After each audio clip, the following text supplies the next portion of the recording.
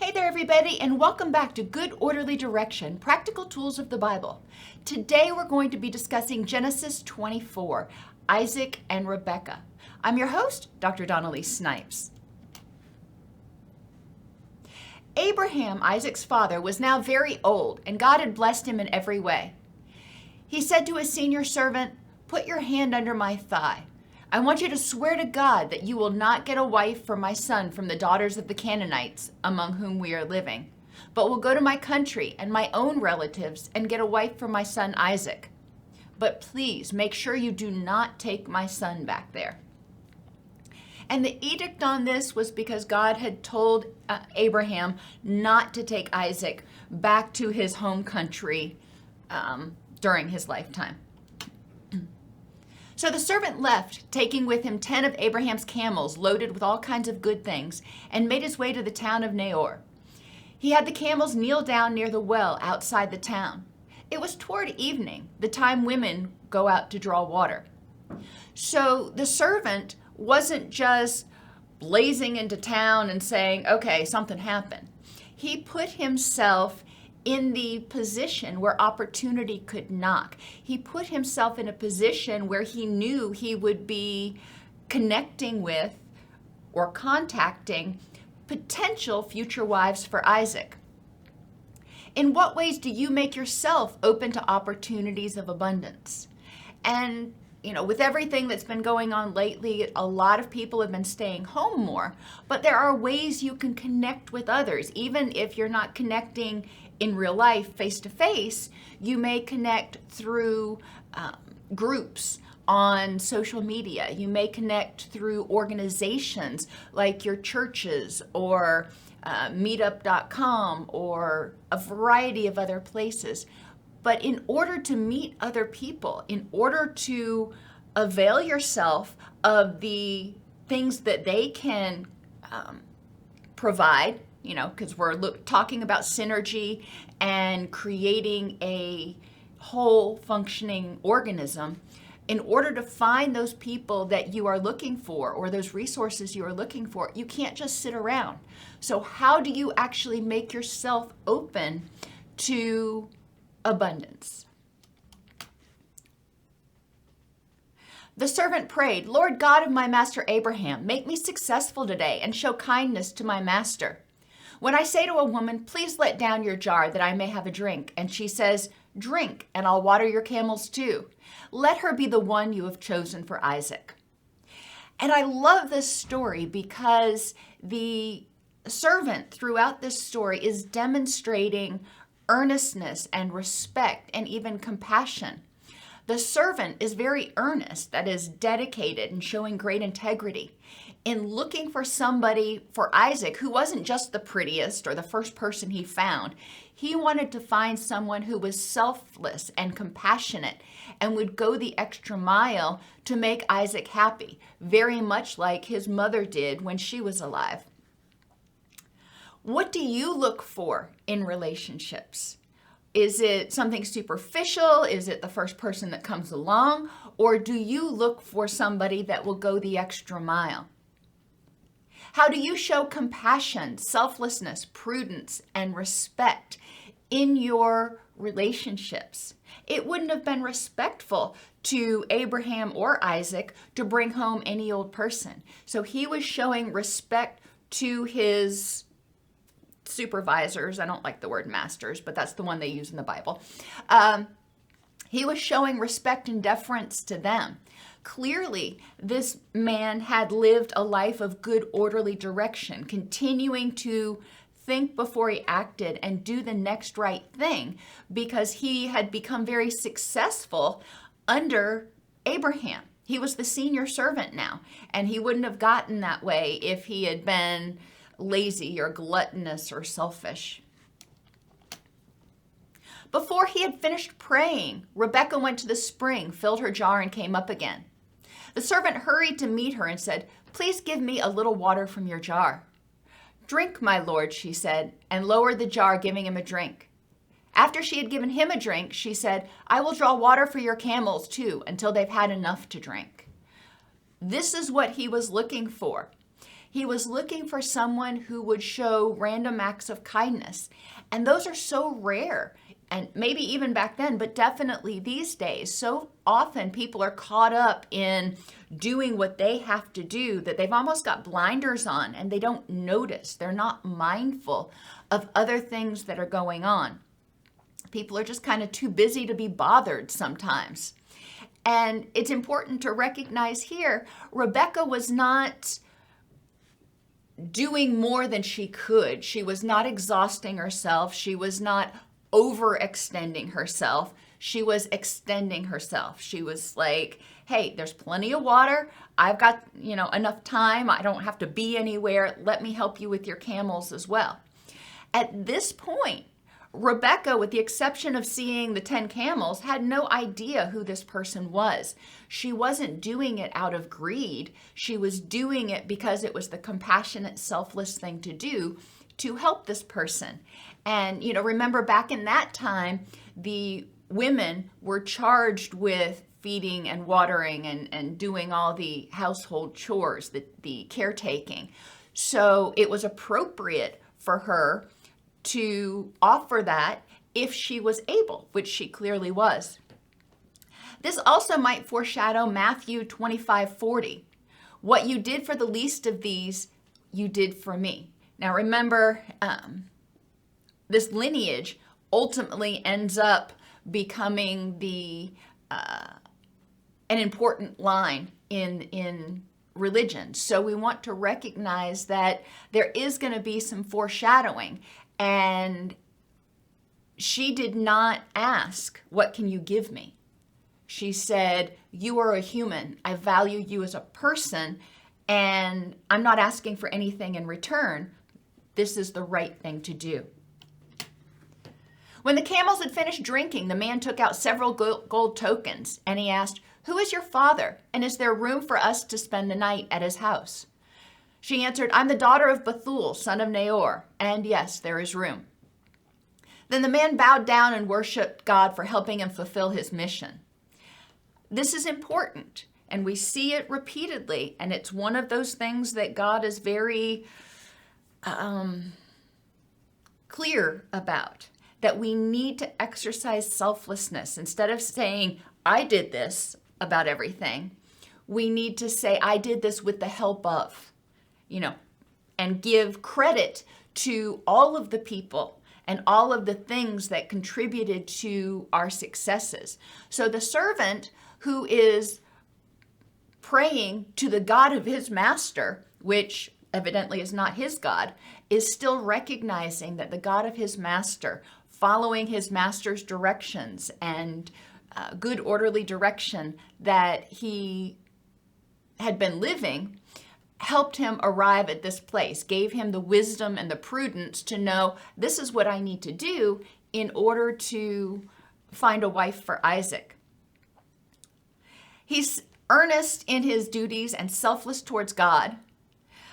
He's earnest in his duties and selfless toward Abraham and Isaac. He recognizes on some level, he couldn't be doing this without Abraham and Isaac basically supporting him. He was a servant of Abraham and Isaac, but he is clearly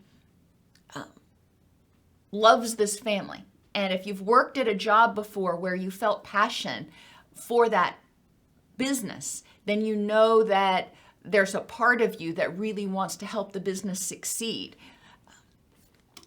How do you think acting this way increased the servant's self-esteem? The way he feels about himself. He was able to go out and do something that benefited Abraham and Isaac. And I imagine that would bring him a sense of esteem, of self-pride, that, hey, with the help of the God of my master, I was able to do this. The young woman ran and told her family about these things. Rebekah's brother Laban hurried out to the man at the spring. As soon as he had seen the gold tokens and the bracelets on his sister's arms, and he heard Rebekah tell what the man had said to her, he told the man, "Come, you are blessed by the Lord," he said. "I have prepared the house and a place for camels." So the man went to the house, and he and the camels were given every hospitality. So Rebekah's brothers came out to welcome him. Remember, this was a very patriarchal time in society. So it was only appropriate that they kind of got a feel for who this person was. But recognizing that he could be coming from Abraham, one of their kin, if you will, one of their family, then they were more accepting of the man. Now, they hadn't made any decisions yet. They didn't know what he wanted, but they were like, hey, you are part of our group, and we welcome you. At this point, though, the servant said, I will not eat until I have told you what I have to say. Now, this is an important part of respect because they didn't have Walmarts and things back then. They didn't have commercial farming operations. So the food and resources people had, they worked very, very hard for in the fields and often only had just enough to get by. And instead of taking advantage and saying, hey, I'm going to get whatever I can and then I'll let them know why I'm here, the servant said, I respect you, I respect your time, I respect your resources. So let me tell you why I'm here. The servant recounted everything that had happened. Then he said, now, if you will show kindness and faithfulness to my master, tell me. And if not, tell me as well, so I may know which way to turn. And this is important. The servant at this point, even though he is a servant, he is not royalty or anything, he is assertively negotiating with Rebekah's family. It's not personal. It is a business transaction. He wants what's best for Isaac, but he also is not going to take it personally if the family says, no, we don't think that this is the right thing to do. He also does this, again, before he uses their resources. So he puts all his cards on the table. This may also be foreshadowing to Matthew 10:14. And if anyone will not receive you or listen to your words, shake off the dust from your feet when you leave that house or town. So in that one, Matthew was sending out his disciples. But here, it's important to recognize that the servant is not trying to change their minds or cajole them or bribe them or manipulate them in any way. He is being assertive and saying, this is who I am. This is what I need. You know, these are my boundaries. I'm respecting your boundaries. I'm respecting your ability to say no. Laban and Bethuel answered, this is from the Lord. We can say nothing to you one way or the other. Here is Rebekah. Take her and go, and let her become the wife of your master's son, as God has directed. When Abraham's servant heard what they had said, he bowed down and brought out gifts for Rebekah and her family. They sent their sister Rebekah on her way and blessed her. Now, it's important again to remember, Rebekah had already indicated on some level her desire to go. She was very excited when she ran home and told her brother about everything that happened. So she's not begrudgingly being sold to Isaac. This is something that it appears she wants to do. She may have seen it as the right thing to do, not only for herself. You know, this guy's come by. He seems to be pretty nice. He's got all these gold tokens. He's allegedly the servant of this very powerful person. So yeah, that might increase my station in life. There's nothing wrong with wanting to improve your situation. That's not a problem, as long as you're not doing it at the expense of others. So there's no problem with her going, okay, this might work for me. But I think she's also reflecting on the fact that it may also be good for her family. And this is the good orderly direction. She's being very prudent and saying, wow, if I marry into this family, then how many more resources will my family be able to have? When you are offered opportunities, do you consider the impact it will have on those around you, whether it will benefit them or whether it will harm them?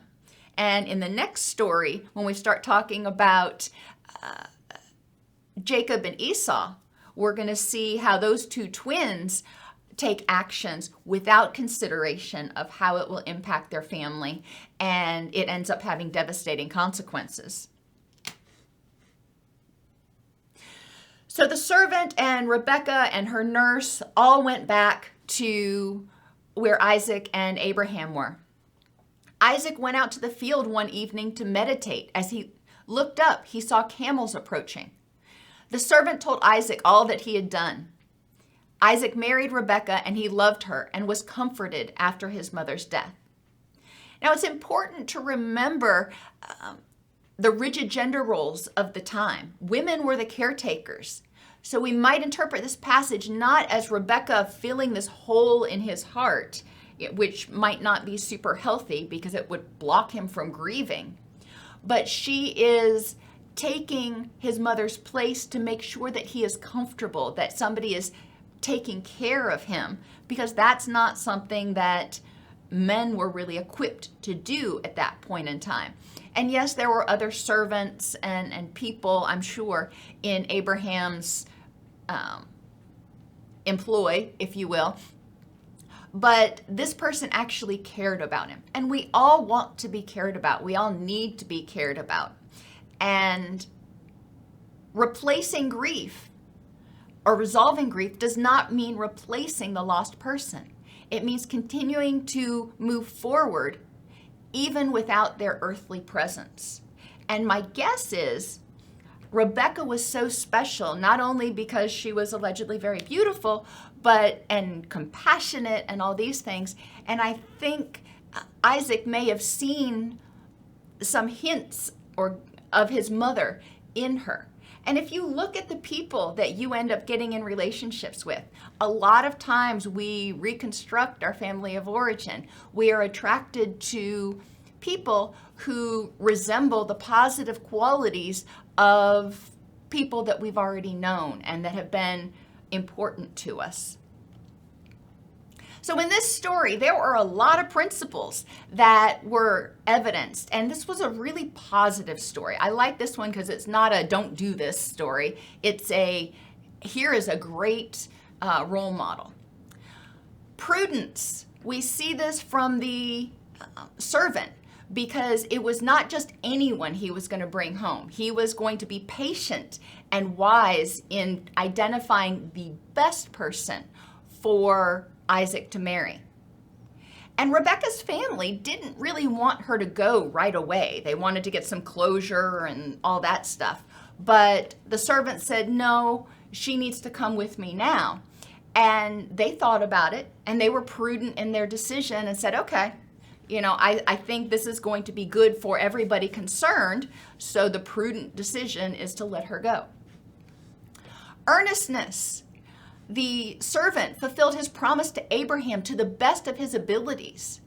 And Rebekah was earnest in everything that she did, from being a good person. She went to water her camels and get water for her family, so she was being earnest and diligent in her chores. But then she also saw a stranger and was earnest in her attempts, or earnest in her behaviors to be the best person that she could be, the most compassionate and caring. We see respect for God from Abraham by saying, don't take my son back there, by Rebekah for doing the next right thing. We see respect for God from the servant, who it appears didn't even believe in the God of Abraham, but he respected his master enough to follow that lead and to pray to the God of his master. So we see a lot of different threads of respect between the humans and the higher powers in this story. We also see endurance a little bit, and endurance can represent courage, and it had to be a little bit intimidating for the servant to go and try to woo somebody for his master's son, for Isaac. And not only is there the fear of failure, but there's also the fear of kind of putting yourself out there. He had to endure some anxiety and some hardships in going about this. And then we also see compassion and selflessness by the servant, by not using their resources ahead of time before he said, let me tell you why I'm here first. We see compassion and selflessness by Rebekah toward the servant and the livestock. So we see a lot of really good qualities, good orderly direction from everybody within this story.